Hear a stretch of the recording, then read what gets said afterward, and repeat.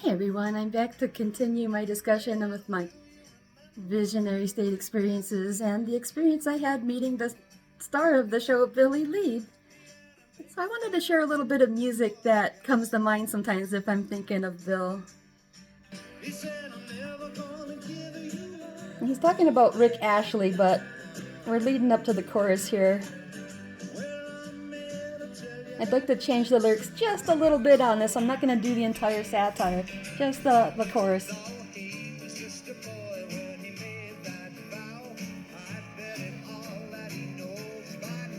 Billy believes a liar. His words ain't worth no more than worn out tires.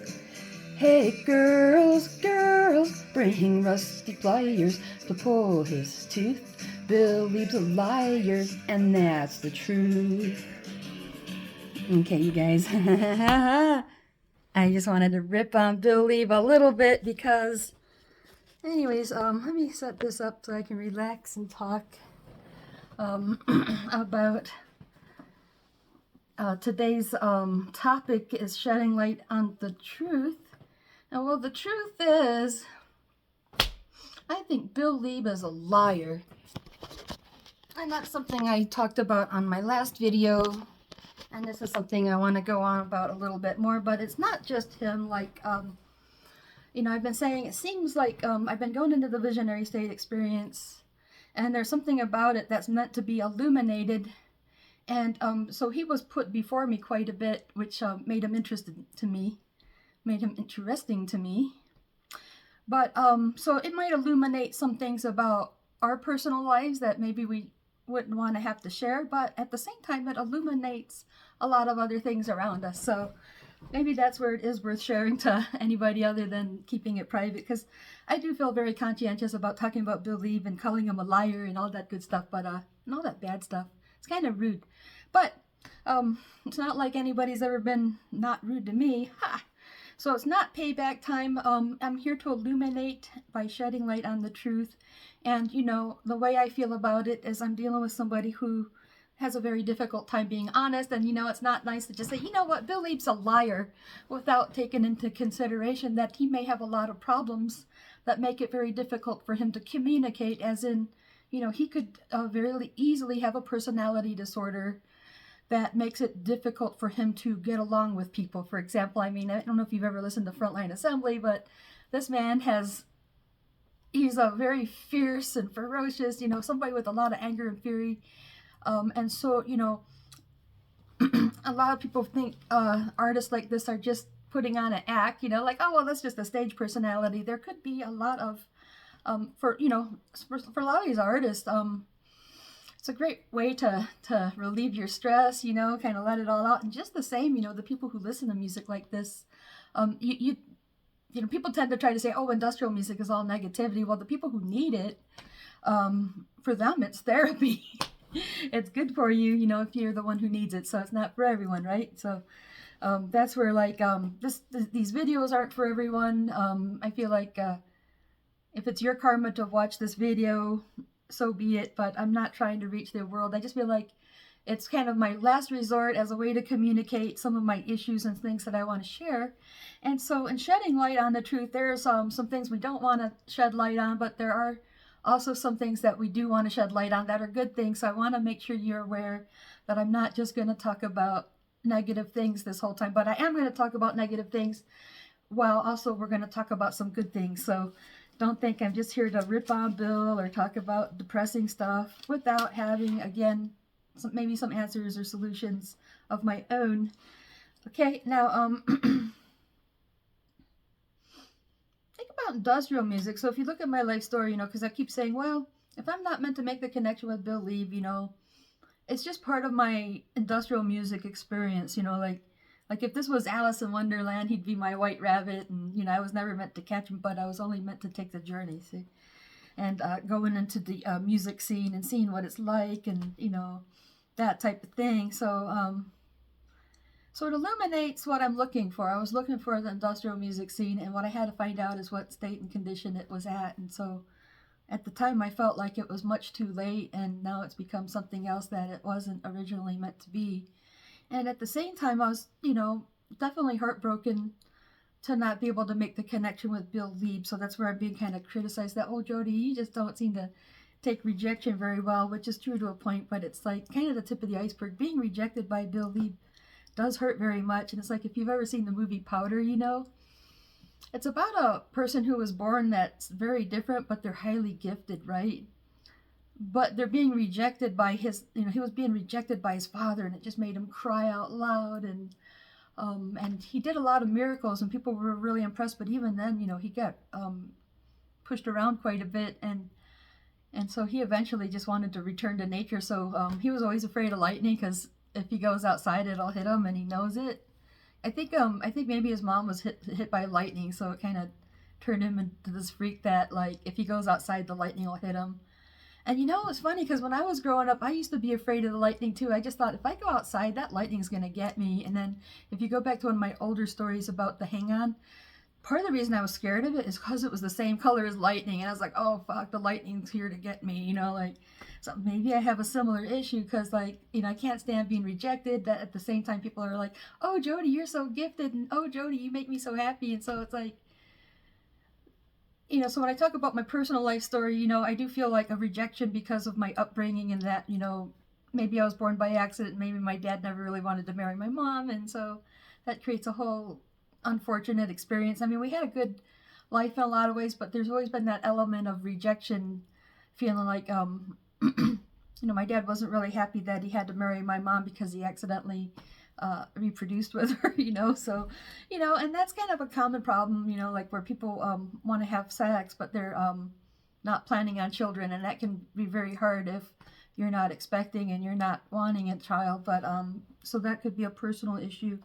But scapegoat abuse, part of scapegoat abuse is being ignored. Like when I'm talking about, I feel like people are ignoring me or pretending to ignore me, saying, we're listening to everything you're saying and we appreciate all your messages, but I'm not really seeing any two-way communication. It kind of makes me feel a little bit paranoid that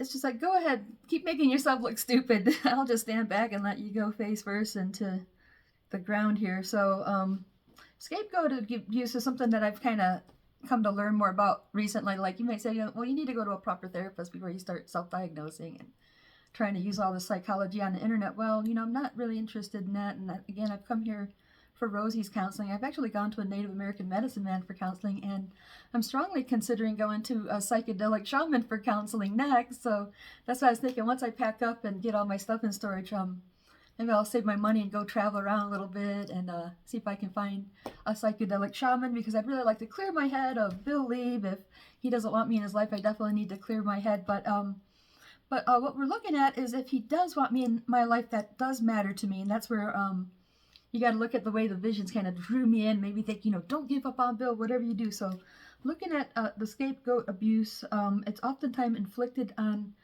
the person who's the truth knower and the truth teller. So like if you're in a family where maybe your parents are doing something they don't want you to talk about, and you're like this truthful little kid with these big, clear eyes that just sees and sees and sees, those parents aren't going to want you to grow up to be able to talk about the stuff you see going on. Like maybe your parents are dealing drugs, not that mine were, but like, you're seeing stuff in the house that your parents don't want you to see. So they almost punish you for knowing about it just to make you shut up, and so that people won't listen to you. So a scapegoat in that case can be made to think they're crazy, so they experience a lot of narcissistic manipulation and gaslighting and all that stuff. And when that happens to somebody, then they can go on to be like that the rest of their life, because it's sort of like, I don't know, maybe it's a subconscious thing, like if you're like, you get built into a victim, then, victimizers kind of find it easy to do the same thing. So by coming into the to the club to meet Bill Lieb and all that stuff, we went to the bar after their show. Maybe I walked into a different scenario where there's something going on that we don't want people to see, which is, where I was an easy scapegoat because I really set myself up with that weird letter and everything, so it made me an easy target, so maybe it's something we have to look at in our community, that that's why I keep talking about the Cultural Revolution, the mentality of anarchy and all that is starting to be lost, and we're kind of like solidifying into a more orthodox and controlling an environment. And so like So the stuff we experience at home to the stuff we experience out in public, at work, at this concert or wherever. Um, think about what they're doing on a greater scale. Like, something we don't like about, the people that are running the world is that they're a bunch of reptiles. Like, how they say they're reptiles? Well, they're not really reptiles, But if you know anything about the anatomy of the brain, it has three parts. And so the basic part of our brain is the animal brain or the reptile brain. That is when when the animal kingdom was at its height as reptiles, that was the most advanced animal there was. The height of cold-blooded animals on Earth was the reptile. They had a basic brain, and that's what we're made from. So we are basically reptiles. But when we became a warm-blooded animal, that came along with the second portion of the brain, which is the limbic brain. That's what makes us so warm-hearted and caring. That's what helps you to care and to experience a more emotional life with things like experiencing fun and joy, as well as different states of emotion. And you will notice that your furry friends love to have a good time, and you love them because you can hug them and kiss them in their face, and they get it, and they don't think you're molesting them sexually. It's a very limbic thing that we want. But then the next phase of your brain is the neocortex, and that's where we get human beings. Now, if you can get all three of those functioning together, then you're what you're supposed to be. But sometimes people start to like fall back to fearful behavior. And so when we click down to that level, then we're acting in the animal brain or in the reptile brain. So that's why we're saying the people that are running the world are reptiles, because they're only acting out of their reptile brain, but they get all this power. Because you know what? If they were operating out of their heart, and if they were operating in a very intelligent and a wise kind of way, they'd be using all of their resources to help everyone out here. But instead of doing that, they're taking fear-based measures such as, having a powerful military and making people afraid of them so that they don't try to disrupt their organizations and take away their positions of power. So we hate that all around the world. And along with that, they don't want us to bring up old issues like if you're in Tiananmen Square, they want us not to bring that up ever again. And even with the world wars, they want people to forget about the Holocaust. So we have the phrase Holocaust deniers, because it makes Germany look bad if you think about it. But, it shouldn't. You should be proud that Germany had a Holocaust and became such a good country to this day, that they actually deserve a lot of credit, rather than erasing that part of history. Say, well, why don't we acknowledge, what a great improvement they made as a country and as a nation. Okay, so in our personal life, so you got these anarchy-loving punks that listen to hardcore music and industrial music, and then you go to their house and it's a goddamn dictatorship. Okay, and there's a narcissistic system.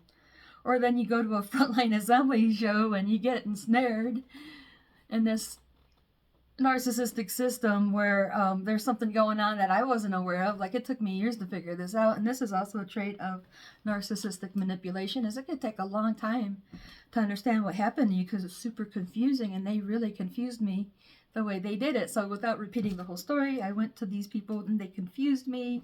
And what it was is, the wife was kind of on the husband's case because, it looked like, to me, this is somebody who no longer wants to be married, but he doesn't really want to get a divorce because you know how people are in their comfort zone. Like, I don't really want to change anything, but I don't really want to be here. And that's exactly what I was saying about my last job, a similar event. So anyways,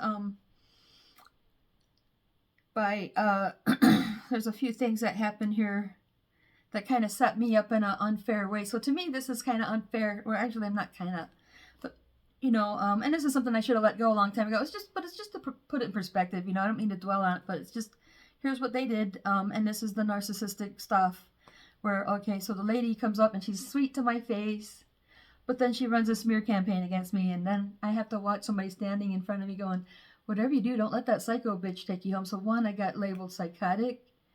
And then when Bill Lieb let us know where he was going, the only reason I went down there is because, he told me where they were going. And so I go down there and I get called a stalker. And then in the long run, I realized, oh my God, I was being accused of attempted adultery and I didn't even know it all these years. I had no idea that was his wife or that he was married. And at the same time, I thought, I also don't want to let him get me in bed or I'll be a flash in a pan, because that's what Rosie told me in that vision. And so if you look at my Michael Jackson song, they never, I'm not going to say anyone told me never to suck his dick, but just not, don't let him get you in bed or you'll be a flash in a pan, was what I was told. So that's where, if you listen to my Michael Jackson parody, I try to make a few references to my timeline here just to have a laugh. So I really want to be able to laugh about this stuff. It's kind of funny. It's a long time ago, but it's just like, this is like shedding light on the truth of the situation that I don't think people were aware of. Is that okay? Psychotic, I don't think that's really fair to me, for one thing. I just think, if somebody like Carol Ann's like saying stuff to get people after me, and so, that could have got me hurt. In fact, later on in 2007, when I went to their show, I was in the mosh pit, and there was somebody, he looked like somebody that she was talking to before, like, I'd say summer of 2000. I thought I saw her outside of the Netherworld Cafe talking to this guy, and I thought I remembered him from the show at 98 as well, because he was behind the theater, calling me and Chris groupies, like, see you later, groupies. And then I seen him out there summer of 2000 with Carol Ann, and or was it 99? Either way, it's like, it was after that show where they it was 99 spring, so they chased me down the street in a van to punish me for stalking Bill, right? And then I go down there and he goes and hides in the bathroom, and then the next summer I see Carol Ann and this guy, looks that same guy that called me a groupie. And those two were talking, and then he started yelling, "Go away, you piece of shit, and don't ever come back again, blah, blah, blah, blah, blah, blah." And I just felt like, she just told him something to make him, chew my ass. And I'm like, I thought that she looked like the woman that was with Bill Lieb, And so, in 2007 in the mosh pit, I think I saw that same person, like, I'm just assuming, but I even had a strong dream about it beforehand. That's what makes me kind of sure. But very similarly, it was a kind of a big guy, somewhat heavy, dark hair, mustache, and he was kind of being rude. Like, there is such a thing as mosh pit etiquette, and he did not have it. And he was like this, and I did something like, I just automatically did Tai Chi, and I used a movement where I've never seen that application before, and it turned it around, had him sitting at my feet. It was perfect, but I just walked away and said, "That's what you get." And apparently me and a number of people were laughing at him. And when I wasn't looking, he came up and he punched me right in the back of the head. And that's like, you see, what happened was, Carol Ann ran a smear campaign against me, which led up, and it's no big deal. I mean, he punched me in the head pretty hard, but I'm pretty sure that was on her behalf, So that's what we call creating flying monkeys. This is somebody that'll do you harm on somebody else's behalf without really knowing who you are or understanding the entire situation, because, he wants to play kiss ass to Bill Lieb's wife, right? So that's where, to me, I think that's kind of psychotic, because you don't really care what's going to happen to me or, how it's going to affect me later. So, okay, so about that experience, being labeled like that made an excellent deflection for Bill Lieb, who, his wife was on him because maybe he was potentially going to commit adultery with another woman, or maybe she even thought that he was interested in me as well. So that's where I have to look at, maybe she was threatened by me because she knew, like, if she let me and Bill have time alone together, he'd probably end up asking for a demo. So, but in truth, I mean, for me, I really wanted to take the two of them together because I thought they were traveling together, and that maybe she, was with the record label or something like that. And so I really just wanted to invite them home to smoke some pot, listen to music, and I had a keyboard and a guitar at the time, so I was going to kind of talk to them about, that I'm interested in frontline assembly, and I just wanted to know what I need to do if I could help them, and that's what I really wanted. Anyways, it's like when we go back to that narrative, that's where I feel like Bill Lieb lied, because he let me know where they were going, and so when I went down there and they were calling me a stalker, he didn't tell them that he was the one that let me know where they were going. Otherwise, I wouldn't have gone down there like that. I would have gone home for the night if I didn't think Bill Lieb was inviting me to come down to visit him. So I had the impression that he would probably like to visit with me and that he thought I was interesting, but people were butting in and kind of fighting over him and stuff like that. And like, if he's got a shy personality, he probably finds that stressful. So I figured he was kind of getting up and running away because he didn't like the tension between the people who were kind of fighting over his attention. And, you know, like having people come up and say, hey, don't talk to her, she's crazy, you know, and his wife's like, yeah, let's stay away from Jody, you know. So his wife was like jumping on the, I thought that Carol Ann was agreeing with those people from the Fashion Nation that didn't like me. So I thought they ruined my night. So I was really mad at those guys from Fashion Nation all this time because I thought they turned Carol Ann on me. But, you know, maybe it was just a perfect coincidence that, you know, there were two separate groups of people who had an agenda. Anyway, so that's something I've gone into a lot of detail about. And so, you know, I was just having a conversation with a friend of mine the other day, and he was like, Jody, you know, what's wrong with you? You know, you've been going in circles and circles with this Bill Leap thing. You know, why can't you just figure it out? I mean, seriously, Jody, what do you want to get out of Bill Leap anyways, you know? And I think it's more of a rhetorical question, because when I start explaining, it's like, you know what? I can't listen to this. I'm tired of hearing his name. Okay, so what do I want to get out of this? I think I just want to get the truth out of it, because the problem I'm having with Bill Lee is that he's a liar. He's not always honest. And for whatever reason, maybe he, you know, he doesn't mean to be a liar, but maybe he's just, you know, hyper defensive and stuff, and, you know, and just doesn't want to deal with the conflict of some things. But, like, you know, it's really important to listen to my story, you know, the whole narrative of like going into visionary state and how I was pushed to meet Bill Leap. So it was like an urgent message to please, whatever you do, don't forget who I am. And so when it was all coming together, I'm like, oh, you know, so I bought into it, you know, and I'm like, you know, I really like this guy, and I'm getting this urgent message to try to make sure, you know, I understand that this is somebody who does love me, and I don't want to give up on it. And so, of course, this sounds very delusional. Now, psycho could imply psychosis, and that's where, like, I've been willing to admit that what happened to me from 99 into 2000, I can tell, like, at first glance, this sounds like paranoid schizophrenia. This sounds like possibly psychosis. And so on one hand, maybe that is occurring, but at the same time, the visions are real and they are happening, and that's an actual fact that this visionary state exists. However, having these type of experiences without the right support could also push you into a state of psychosis itself, because psychosis comes from being threatened very badly. It's a very scary experience when you're under threat and there's not a lot you can do about it. It can push people into a state of psychosis. Now, schizophrenia is more of a deformity of the brain, so I don't think, you know, that's so much that is. So psychosis can be induced by certain experiences. So that's where maybe I've had traumatic experiences. Maybe going into a visionary state has also had a traumatizing effect. So, but psycho bitch, come on guys, that's mean, you know. So I've had to take this psycho bitch thing, and, you know, and I've been eating shit for years because I've been labeled a psycho bitch, and people want to jump on the side of Bill and his wife, of course. So there's nothing I can do to defend myself, and I've been fighting and fighting to defend myself. And so what they're doing, instead of letting me just, you know, communicate I can communicate one way all I want, but it's not a two-way thing. And I think what people would rather do is just shut me up and ignore me and say, Jody's just making drama because she didn't get her way. And it's like, that's where I want to bring it back to, like, that's kind of the tip of the iceberg. Like, me wanting to go meet Bill Leap is sort of the tip of the iceberg.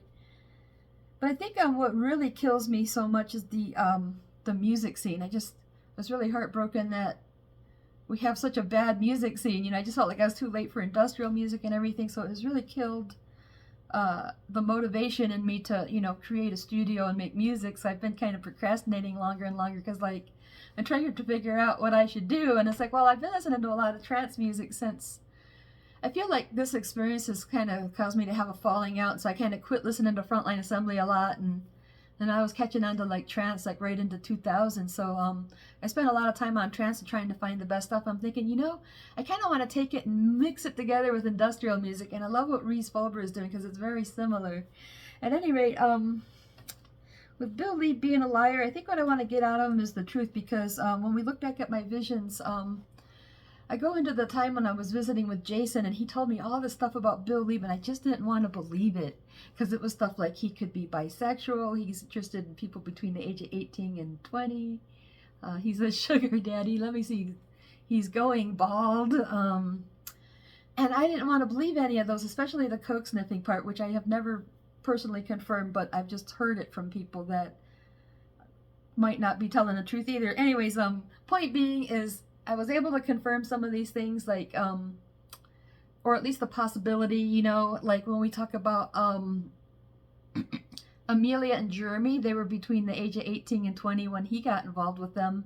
And the relationship he had with Amelia, it sounds like a sugar daddy relationship.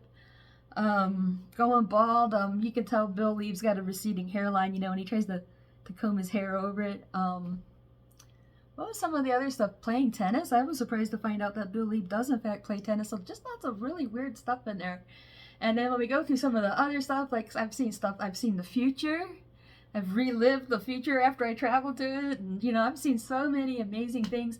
And when I talk about some of the other stuff that comes up later, I'm really impressed. Like 1983, I was listening to Armin van Buuren with Billy and seeing myself in the year 2010. To me, stuff like that is super amazing, and people are missing the point because they keep getting caught up. Oh, Jody, you just want to do it to a hot, sexy rock star. And what I want you to understand is I hate people that give so much attention to celebrities, you know, because I feel like I could be a rock star or an actress too. So I'm not all impressed by people that are famous. Now, you know what impresses me? When I meet people who do have any type of fame or money going for them, and you meet them and they're just cool and you can talk to them, man, I have a lot more respect for them than them acting too good to talk to me and all that shit, you know. So at any rate, let me go back here, you know, why I think Bill Lieb is liars. Because a lot of these visions, some of it is true, man. Now, I figured out some of it ain't true just the same. But the part about Bill Lieb loves me is like, well, if he loves you, then you'd probably know it by now, or he would have done something or whatever. And there could be a lot of reasons where maybe he does love me and he's not telling. So, let's see. Caroline. So, after I moved to Big Fork, it's my first year, I ended up going on Facebook and I was put in contact with Bill Lieb, and then the shit hit the fan because he had that mean girlfriend, and me and her were fighting with each other. So that's when I made friends with Carol Ann, and so that's where she kind of adds confirmation. She said, you know, the problem she has with Bill Lieb is he lies about everything, and he's very secretive, right? And, you know, the funny thing is she even mentioned that she wonders if Bill Lieb's homosexual, and that's something he's keeping secret. Well, so I tried to tell her about my visions and stuff, but, you know, so in my visions I was told that, you know, he took an interest in Jeremy because he was sexually attracted to him. And so that doesn't necessarily mean they had a homosexual relationship, but it could have been something that made Bill Lieb like him, that, you know, he thinks he's a cute guy, and even if they never kissed, you know, that could have been something to motivate him to bring him into the band, you know, because like I said, back in 2006 when he was introducing the band, he's like, hey, look, Reese Fulber got even hotter. It's like, nah, that's Jeremy, you know, ha ha ha. So he thinks Reese Fulber and Jeremy are hot guys, so maybe he's sexually attracted to both of them, which is fine, you know, whether he had sex with them or not. I don't know that, but that he admitted at that show, unless I'm having another visionary slip, that he finds these young men attracted, you know, so, you know, what, Reese was like 16, 17. And he was a cute little boy, man. Yeah, he's kind of, now he's like a rugged looking man.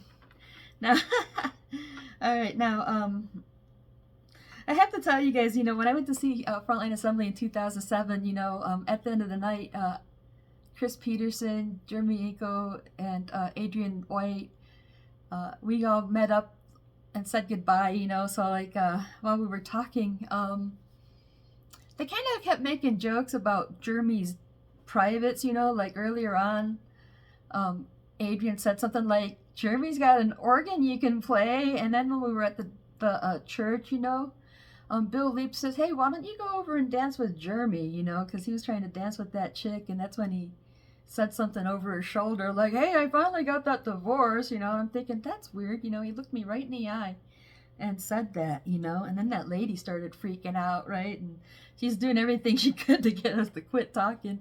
Well, anyways, we went over to the tour bus, you know, we took Jeremy down so I could visit with him on the way up to the tour bus, and we were smoking some pot, and well, Jeremy, like, took my pipe and sat it, like, he's one of those guys, he wears his pants kind of low, so it makes it flat, and he laid it, you know, down on his pants instead of handing it to me, but I thought, you know, if I reach in to grab my pipe, he's gonna think I'm reaching for his ding-a-ling or do something like that, and it's like, I didn't want to, you know, make Jeremy think I was trying to molest him, so I asked him to pass me the pipe, you know, because somebody made a comment earlier about his organ or something, and so I, you know, I was actually trying to refrain from put my hand in his lap, you know, anyways, we were at the tour bus.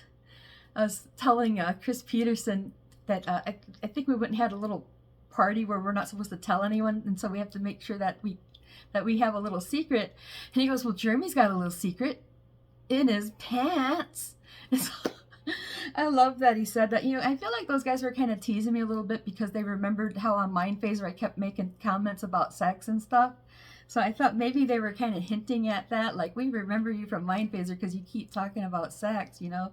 But that could have meant more than one thing, you know, like Jeremy's got a little secret in his pants. Now, I don't mean to run shit on Jeremy. You know, I honestly wish I could have hugged him because that was the last time I seen him. And I wish I could have hugged Adrian and Chris, who they call Corn Dog and who I call Corn Dog the Horn Dog. Just a stereotypical horny musician. I would have gave them all a hug, but, you know, they were making all those little sexual jokes, and I just felt kind of like, I really wish I would have gave them all a hug. I love them all, you know, at least like, I felt like I was hanging out with my club friends. They're just like all the other people I hang out from the club. You know, we go outside and smoke pot in the alley and under the front of that business next to the church or whatever. You know, kind of felt like, you know, these are just more of my club family. You know, I would have hugged them all, you know. And at any rate, let's see here.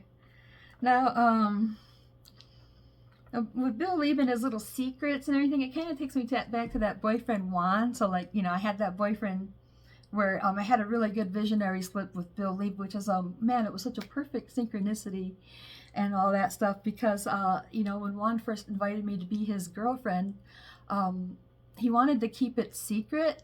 He had a reputation he's trying to protect, and he was the same person that was calling me ugly out of the bus window in front of all the other kids, but,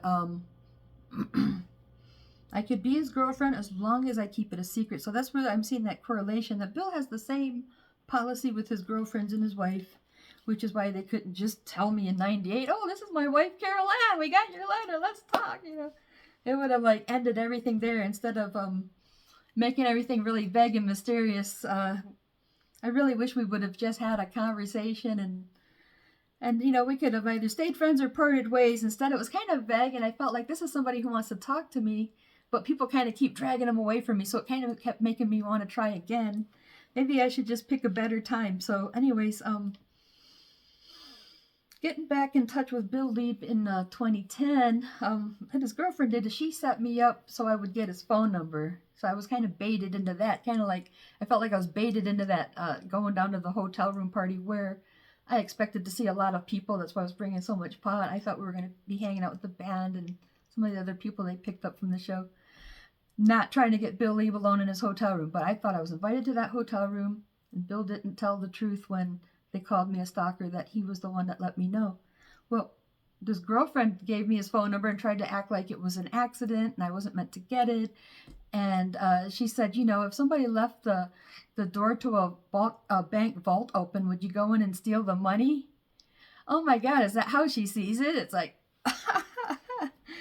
you know, and that's why I felt so upset about meeting this woman. I just feel like I do not like the way she thinks, man. This is a classic case of a gold digger, you know. So I just felt like that was so upsetting, you know. So one of the things that happened there, is I got Bill on the phone one day and he said something like, we need to keep this quiet because we're being watched closely. So again, I do have these visionary slips and stuff, but it just adds into the narrative. So if you look at the narrative, is that, you know, Bill Leib has always loved me, but,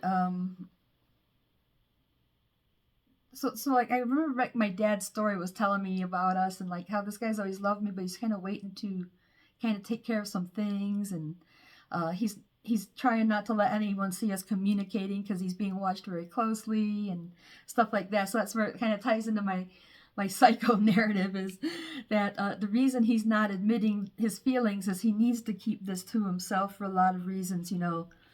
So like, let's see here. So again, I just felt like Bill's always being kept from me by these women because they know he likes me. So maybe, you know, there was another really pretty girl named Bree that was interested in Bill, and there's a good chance that if Carol Ann wasn't there, you know, he probably would have at least had a good round of sex with her, right? For all we know, I'm not gonna say. I know. But hey, maybe Carol Ann, realized this girl's gonna get my old man in bed if I don't run out and stop them. So I don't know if it's like that, if it's, I really have no idea, like, where, how much time she caught him trying to get with girls or whatever, but just, that's the impression I get is, that she was also trying to prevent us she didn't want us to end up alone because she knew, like, because I felt like Caroline knew that if she would have let me and Bill Lieb connect, we probably would have had sex. I'm just thinking, darn, just kidding. But, I should be kind of flattered because, I let it hurt my feelings for so long. I should think, well, the fact that Bill Lieb's wife thought she needed to do something to prevent us from having sex, maybe I should be flattered because she knows he likes me. Okay? And so he's been doing all this years, what he's been doing has been to, like, no, I don't. He's been denying it. I don't like her, so he's never going to admit it, and that's why we got to look back at, like,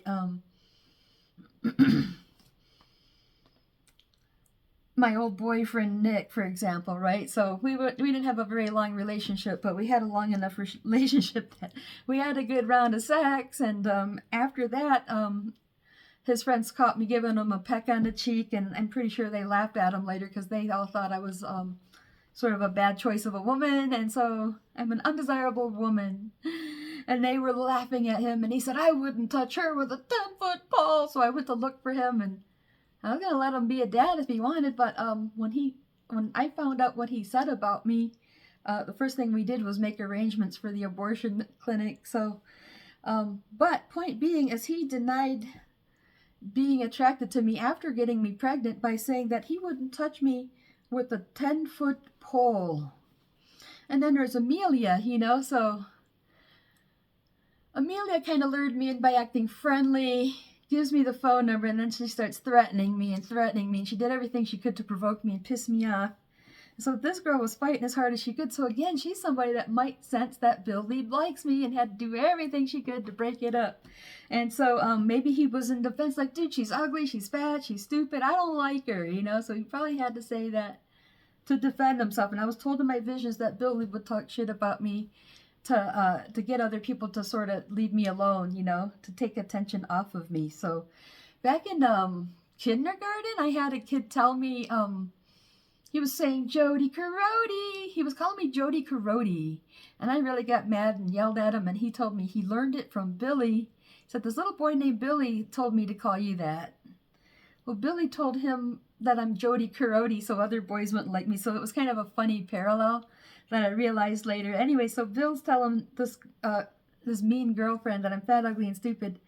And so back to my parents' relationship, that's how my dad used to talk about my mother, right? Didn't stop him from wanting to make love to her. I mean, they broke up and got back together, but even to this day, he talks like that about her, like, and he's like really mad at her, like when she can be really obstinate, like I get that, like it really sucks arguing with somebody where you just can't really agree, even though you're right. Or something like that, right? So he'll get so mad that he'll write me and be like, your mother is as ugly as she is stupid, right? But he loves this woman more than anyone in the world, and he's the only person who would take care of her personally in the condition that she's in, and she's in pretty bad condition, and she's somebody that needs a lot of personal care and stuff, right? And so that's where, maybe I have to recognize that, hey, maybe I've suffered way too much, mental abuse in my life, and that's where I'm thinking, here's somebody that's selling other people that I'm fat, ugly, and stupid, and I'm getting all this type of treatment and rejection, and it's very difficult for me to accept it because of some of my previous experiences. That's where I feel like I'm being told in the visionary state, this man loves you and he doesn't want you to ever give up on him, right? But everything he's saying in reality contradicts that. And so it's very difficult for me to discern because, the person who got me pregnant denied it very strongly after the fact. The person who was married to my mother says those exact words about my mother and loves her more than anyone in the world. Okay, and that's where I feel like, well, maybe Bill Lieb really does love me and he can't admit it, because if he does admit it, then that's only going to prove Carol Ann right, because she knew it to begin with, and that's the whole reason this drama got started initially back in 1998 because she knew he was attracted to me on some level. Maybe they couldn't define if it's love or lust or any of the above. But, I wrote Bill Lieb and told him I'm a big Cabaret Voltaire fan, and when I look at the kind of music she likes, she's like, let's go see Elton John. Oh, man, what a nerd. All right, so, yeah, so I think Carol Ann listens to radio music. Stuff I would never go see. Dude, if I had a boyfriend like Bill Lieb and he'd take me to anything I'd want, we'd be like, let's go see John 00 Fleming. And we'd be looking, I'd be scouting out all the dopest techno, man. I'd be like, come on, Bill, let's go find some dope techno. I want to listen to like deep and heavy, dark music, not the Paul McCartney and, all that radio music that she likes. So it makes me wonder, how come Bill's not attracted to girls that like industrial music? Anyways, I'm just trying to have a little fun with this. I know it sounds delusional to insist that I know that Bill Lieb loves me and he just won't tell the truth, but that could be very possible nonetheless, because we're dealing with somebody who's so aloof that I don't know if he wants me to just drop off the face of the earth so he never has to hear from me again, or is he been harboring this deep and dark secret that he has always loved me and he refuses to admit it because it will prove his goddamn wife right. Nobody wants to prove somebody right, especially if it's evolved into too much drama and all this stuff now. I'm pretty sure another thing I've done to fuck it up is, I've said, what, this whole situation just makes me feel like wanting to die. I've mentioned to Bill that, I just feel like I really hope my visions are true, because if they're not, I feel really bad. And I just feel like, maybe I should be euthanized if I am so fucked up. I am that delusional. Like, if there's really something wrong with me to the extent that, it's like, I just feel like, how am I going to survive and take care of myself? I'm a terrible mess, seriously. So that's how it makes me feel. It just makes me want to die. It's a horrible experience being tricked into something like this, which turns into, it's a huge embarrassment for me. And you got to understand, when I first came to those guys in 98, I was already dealing with a lot of problems, I had been through the abortion, then I got involved with my Kung Fu master. I was really depressed, I didn't want a relationship with him, but I felt used, I was thinking about making a career in martial arts, and I thought I could trust him, and I didn't mind, the fact that he's kind of a naughty master. It kind of made me like him a little bit more. But then, he quit talking to me, or he just didn't really care to have much of a friendship after that. And I just felt really pissed off, because I'm like, well, I'm not going to do that, so now I have to change course. So I was just thinking, I started remembering Bill Lieb, and I was like, oh, that's right, he might be that same person, from when I was a kid in the Florida Keys. If not, then it had to be a strong vision. That's why I wrote him and meant to meet him. And so it wasn't a big letdown just because I felt rejected by Bill. I didn't really feel rejected by Bill, actually. I felt more that he did want to visit with me, but he wasn't being allowed to by somebody else.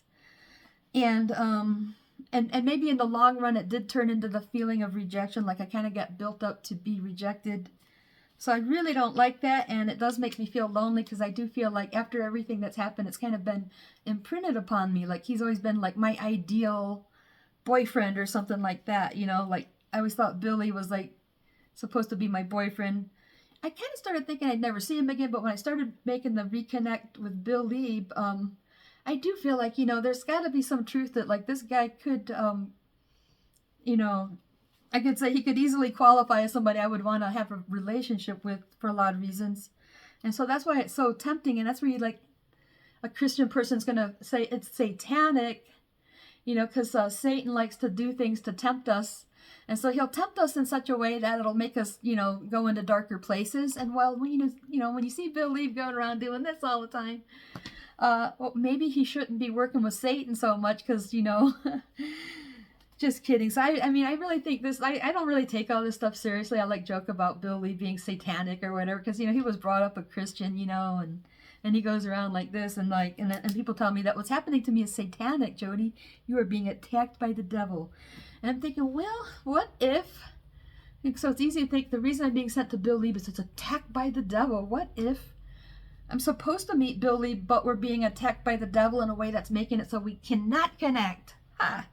how about that? So with me saying, I did tell Bill Lieb, like, man, if you marry Amelia, I will definitely end my life. But I was just being sarcastic. And I even said, like, I'm just saying that, but that just makes me feel so horrible to think that you would be interested in marrying somebody like her. And then later on, I called Bill's phone one more time, and she snatched it out of his hand and started chewing me out. And she was trying to tell me why she's better than me, because she's a doctor and she helps people. I'm like, okay, so you're an educated moron. And she goes, educated moron. Then she was like, ah! And it's like, she just really came unleashed, and she said, I'm going to come down to Montana and I'm going to slash your face. And she's like, you go kill yourself already, and stuff like that, And so that's why I just like, wow, this lady's like really vicious. Like, I mean, that's why I just feel like these people would love to see me either get hurt or die, from the way they're acting. Like the other one, ended up with that punk trying to hit me in the mosh pit. And this chick's like, go kill yourself. So these people must be awfully threatened by me, because that's kind of what makes you wish other people would die. Like, like they are so intolerant of me. It would be better for them if I would just die. So that's where I feel that vibe coming from, because I feel like it's not like me to wish to die, and that it's something that I feel from other people, because I feel like I'm having a good life. I'm a good person. I don't deserve to die. And that I need to be in the world, because I think that the understanding I have and all the good that I could do, so if I'm feeling that depressed, that's not like me. Now, let's see here. Now, if Bill Lieb loves me by any chance, it absolutely matters. It's something I don't want to let slip away, right? If this person loves me, don't want him to slip away. And if he likes me, or he just like, maybe it's more of a, I like Jody, she's cool, that's be nice. Now I want to talk about here is that they have had some nice things to say about me, because I keep saying how, they've made me a scapegoat. I got labeled all these really bad names. But, when I reconnected with Bill in 2010, he did say, he thought I was a very interesting and intelligent person. And I appreciate that. But again, I kind of feel like it's hard to take anything he says for face value. But I kind of feel like I can believe that, and a couple of times that he kind of wishes me well and he hopes things work, because that's what I told him in other instances, is that I really figure at least I've always had a place for him in my heart, and I feel like maybe I've always hoped he would be successful.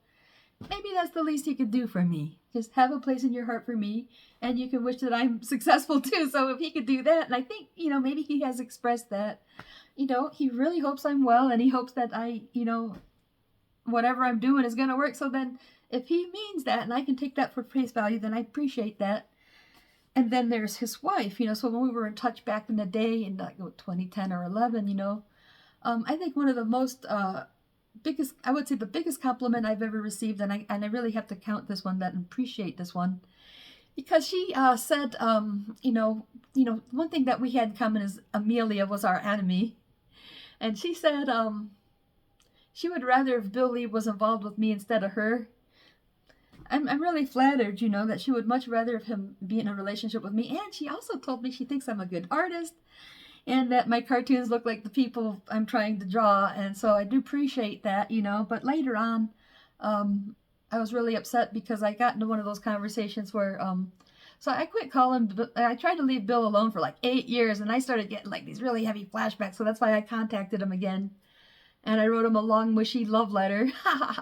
Just more like, hey, man, I just feel like I really need to try not to let you go. I just feel like, I really do care about him, and at least want him to be friends with me or something, But like, dude, if he's got to go back to his ex-wife, so be it, man, Actually, I wasn't really sure about that yet, but like after I got him on the phone, he just sounded so happy to hear from me. And he even said he's looking forward to talking to me the very next chance we can get. And then I couldn't get a hold of him for a long time, so I started trying to look around and figure out why. And so that's why I wrote to Carol Ann and asked her.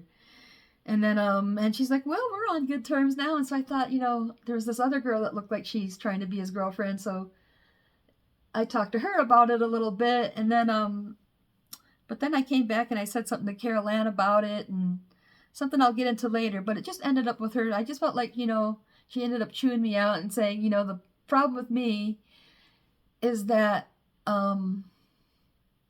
The problem with me is that I obsess over what I imagine, and that just makes me so mad because that's a form of diminishment. It's like she's missing the whole story, but at the same time, she refuses to listen because she just thinks I sound crazy and sounds like a drug-related experience. And it's like, it's not that simple. I swear to God, if it wasn't so vivid or communicative, I wouldn't have gone through all this trouble. And that's exactly why I feel the need to make these videos, is because of comments like that. It's not just my imagination. I do feel like there's something on the other side that is trying to get me to go to Bill Lieb, and I've seen a lot of other truth in these visions. And the last remaining detail is, does Bill Lieb love me, or is he just a big liar? Okay, so, and the reason it matters is because, I gotta admit, as far as shedding light on the truth goes, is that I know I love Bill Lieb. I've always loved him ever since the start of these visions, like I remember seeing him for the first time. It was just automatic. Now, I kind of feel that way about a lot of different people. Sometimes you meet people and you love them, and it doesn't mean you have to marry them or even get romantic. You just, boom. Rosie said she's always loved me. She's like, I love you, Jody. Like, she's always known this is somebody I should keep as a friend and somebody I should give my help to, And so when I saw Billy in my visions, I knew I loved him, man. And I remember that day I went over to Rosie's house to see him, and she said, I won't see him for a very long time, and we'll be much older. I was really heartbroken.